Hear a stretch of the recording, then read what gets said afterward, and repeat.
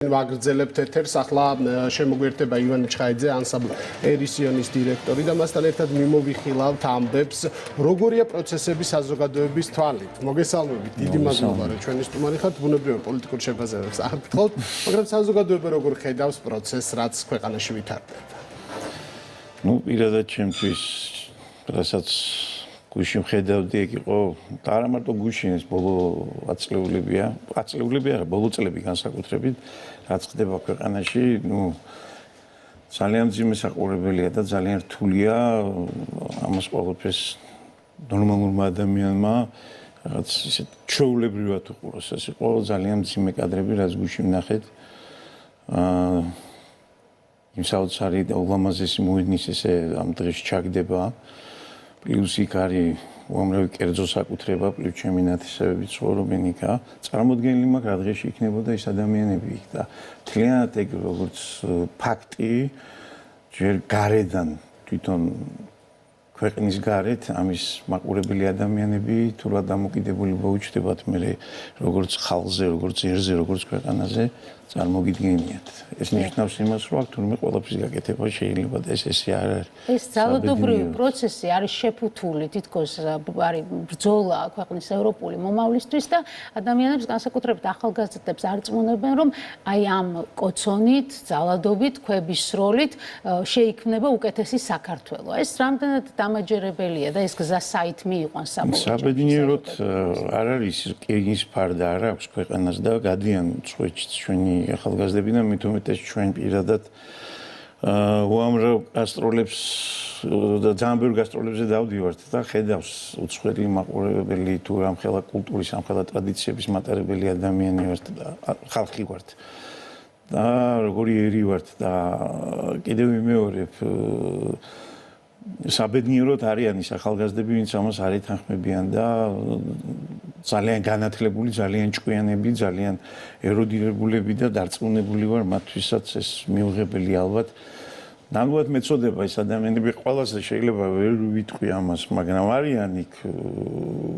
ის კატეგორია ახალგაზრდებისა, რომლებსაც საზოგადოებას მიაჩვიეს დედის გინება, შეურაცხყოფა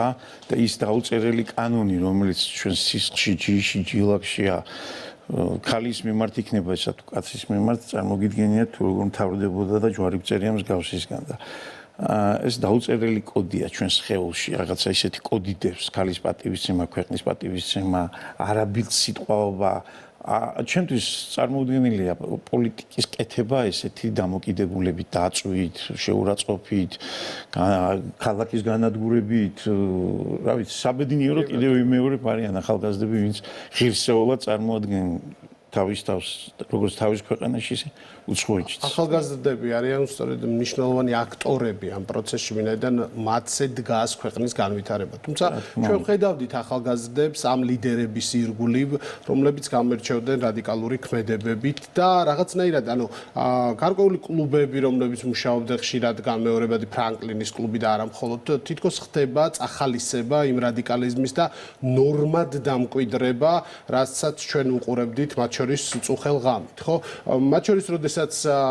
გავრცელდა იმედის ეთერით ჩანაწერები სადაც იყო რომ ტერორისტი შეიძლება ყველასთვის ტერორისტი არ იყოს და ასე შემდეგ ანუ საყოველთაოდ აღიარებული ღირებულებების რაღაცნაირი ნგრევა რომ მიმდინარეობს რას ეთყოდით ახალგაზრდებს რომლებიც ამ პროცესში არიან ჩართული და რომლებსაც შესაძლოა არ მოწონდეთ რაღაც პროცესი მაგრამ საბოლოო ჯამში აღმოჩნდნენ ლიდერების გვერდით რომლებთაც პირდაპირ ბრალი აქვს წაყენებული სახელმწიფო დამხობის მცდელობაზე და ამის მოწოდებაზე ჩემი აზრით პირველ რიგში ეს არის წყვეტა ზუსტად თაობებს შორის უბრალოდ იმ ჩვენი მამების, პაპების, ბაბუების და იმ ტრადიციებთან წყვეტა, რომელიც როგორც კი მოწყვიტა იმ შენ ძირს და ფუძეს ამ ახალგაზრდებს ჯვარი გწერია კიდევ მეორე ყველაზე ამას ვერ ვიტყვი. როგორც კი მოუწყვიტავთ ამას, ხო? როგორც კი მოწყვიტავთ ღმერთს და იმ ჩვენს ძირეულ ფასეულობებს და რაც ჩვენს ქვეყანას და ერთს გააჩნია და თითოეულ ჩვენს გვარს ხო მე იული სამართავი ხდება ეს ადამიანები და ალბათ აქ გვაქვს საქმე და ეს არის დიდი პრობლემა როცა მშობლებმა შვილები დაკარგეს რა სრული ამ სიტყვის მნიშვნელობით მე კიდევ ვიმეორებ ჯვარი გწერია ყველაზე ვერ ვიტყვი ამას. ალბათ იქ თვითონ ოჯახშიც პრობლემაა ამისა. პატივისცემა შენი ტრადიციების. თუნდაც აი მე შეიძლება სხვა გამიყვას საუბარი, მაგრამ პოლიტიკურადაც არსებობს არჩევნები, უბრალოდ გაგება უნდა ადამიანებს რაღაცნაირად უნდა შევიდეს ამ ხალხის ტვინში და აზროვნებაში, რომ არ შეიძლება ყველა მოწონდეს. ამის საშუალება არის არჩევნები და ადამიანურად, კულტურულად გაქვს ამის საშუალება მიხვიდე და ხმამიცი იმას, ვინ შენ მოგწონს და არღვის ამის გამო ქვეყნის ატრიალება და რაღაცების დაწვა და განადგურება და ადამიანების შეურაცხყოფა, ვინც შენსკენ არის, შენი იმპერია, ნუ არ ვიცი, უამრავი მაგალითის მოყვანა შეიძლება და თქმა ამასთან დაკავშირებით და მე უბრალოდ კიდევ ვიმეორებ, შესანიშნავი ახალგაზრდებია, საოცარი თაობა მოდის, უამრავთან გვიწევს ურთიერთობა პირადად ჩვენი საკეთებელი ესე ვთქვათ, საოცარი